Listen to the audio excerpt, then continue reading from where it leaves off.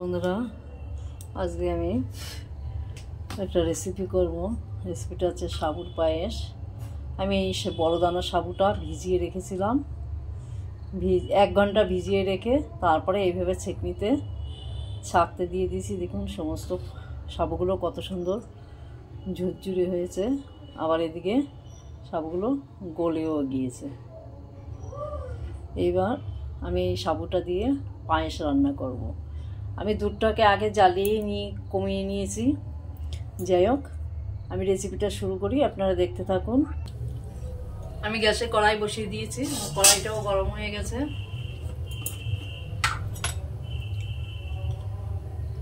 আমি দিয়ে দিলাম এখানে একটু ঘি। শীতের সময় ঘিটা খুব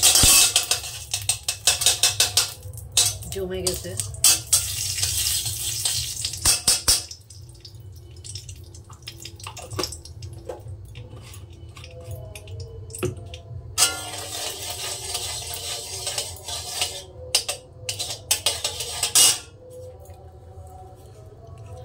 কাজু আর কিশমিশ ভেজে নেব।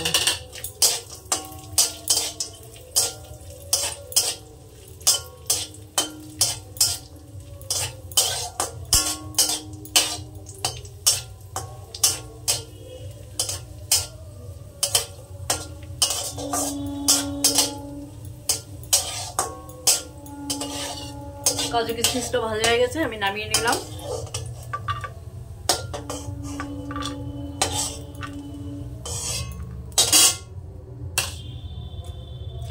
এই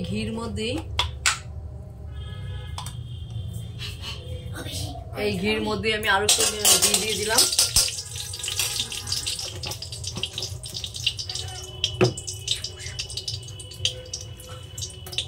এখানে দিয়ে দিলাম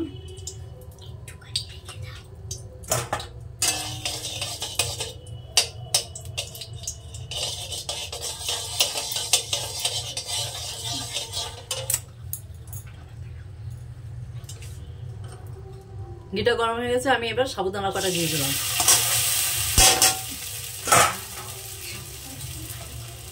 সাবুদানাটাকে একটু নেড়ে চেড়ে ভেজে নেব। সাবুদানাটাকে আমি হালকা ভেজে নিয়ে এখানে ফুটনো দুধটা দিয়ে দিলাম। এবার সুন্দর করে ফুটিয়ে নেব।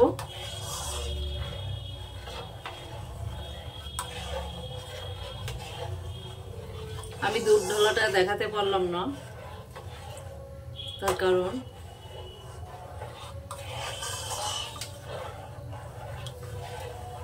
আমার সাবুটা লেগে যাচ্ছিল, তাই তাড়াতাড়ি করে দুধটা ঢেলে দিলাম। এবার সুন্দর করে ফুটিয়ে নেব। দেখুন সাবুগুলো, একটা সাবু একটু জড়িয়ে গেছিল, দুধ দেওয়ার পরে সব ছেড়ে দিয়েছে।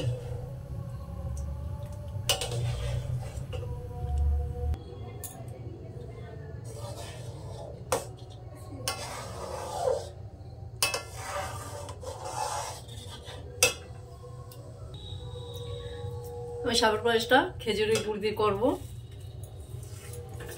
আপনারা যদি মনে করেন চিনি দিয়ে করবেন, চিনি দিয়েও করতে পারেন। পরিমাণ মতো মিষ্টি দেবো।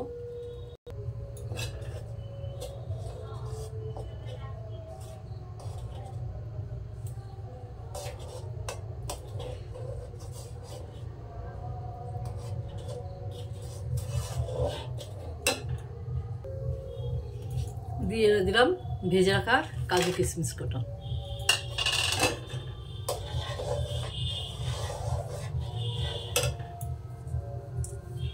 তিনটে এলাচ ফাটিয়ে দিয়ে দিলাম।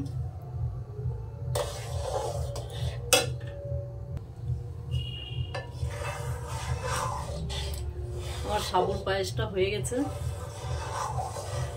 আমি এবার নামিয়ে নেব। একটু পাতলাই নামাবো, তার কারণ এটা ঠান্ডা হলে জমে যাবে।